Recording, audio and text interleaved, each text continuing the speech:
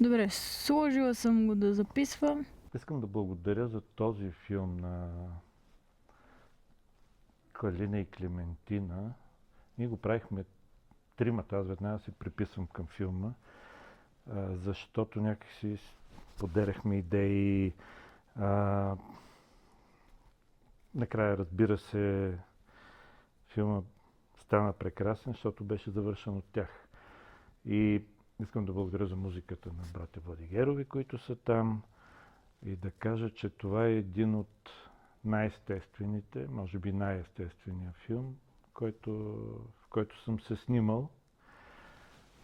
И се надявам, как да кажа, това да стане една поредица, след това да направим един тъжен филм за физика на тъгата, след това за другите книги. Вие ще видите как в този филм аз съм доста весел всъщност и може би съм такъв.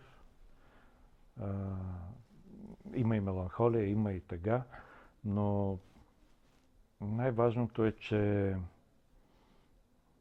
филма стана естествен и че има една муха, която непрекъснато кръжи в стаята.